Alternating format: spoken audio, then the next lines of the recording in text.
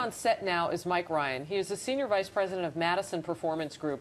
We're going to keep the topic on jobs at this point, not so specifically about small businesses, but just in total. Break down the numbers for me this morning and what we really should be looking at, just in terms of the numbers, and then we'll get to the issues in a moment. Well, the the 80,000 number rate is a little bit of a 80,000 jobs created. Net new jobs created. Little disappointing, well below the estimates that most experts The lowest in 4 months. Yeah, and we continue to be hovering at the 9% unemployment rate. Yeah, we ticked down from 9.1 to 9.0, but you say that's almost, you can't even feel that. Really. That's also a product, I think, of the participation rate. I think many people have just stopped looking, which impacts the numbers. Oh, I hear that again. I hadn't heard that in a while. Okay, well, we were talking off camera just momentarily ago. Before we got into Julie's piece there, we had taken a break, and you said something that really rocked my world. And it is so troubling for you people who are looking for jobs right now, and maybe even for those of us who already have jobs. There's a shuffle going on right now. And if you happen to lose your job, you're out of the shuffle. What's going on? That's exactly it. When you look at the hiring activity right now, it is actually taking place among the people that do have jobs. For many organizations... So they're looking at the stars over there, and they're wooing them away to this company over here. They're not even looking at fresh candidates. Exactly. When you really peel down the numbers, it's not the 80,000 net jobs that were created. It's the 4 million hiring events we've seen on average over the last 3 months, which basically means, Harris, that you're seeing about a 3% churn of the existing workforce per month. So that means organizations right now are very vulnerable to losing their best employees.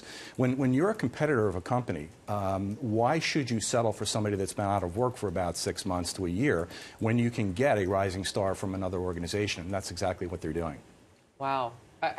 How do you turn that around? I mean, I don't study the numbers the way that you would see them inside out. Is there something that we can do to make that not happen? Is there a tax break we can give somebody, or I don't know? What's the answer? Well, one of the breaks that companies can give their employees is a simple acknowledgement. You know, at Madison Performance Group, we're very much focused on the acknowledgement that employees should be getting from their employers.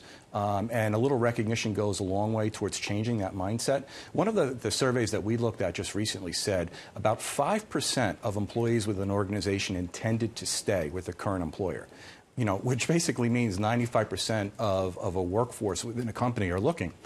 Excuse me. So organizations that are focused on keeping their best employees should really think about acknowledging their efforts, especially when you consider that over the last couple of years or so, that's the part of your workforce that's really bear the brunt of the work and has maintained productivity for you. So today we saw the number at 9% unemployment. As we, though, get into December and people get hired for seasonal jobs, there is this concern that maybe some of them, I mean, look at that. I mean, we're almost back where we were exactly 2 years ago at this point. We're stuck. Right? We're stuck on a square. So as we get into the hiring season for the shopping season, if people don't spend, even those seasonal jobs will go away quicker than we had hoped that they would. Like, normally you hang on to those jobs till like March. Right. Yeah, but you're saying that might not happen this time. Well, you may see seasonal hiring. There's no question about it. I mean, retail is already Will they last months? No, they won't.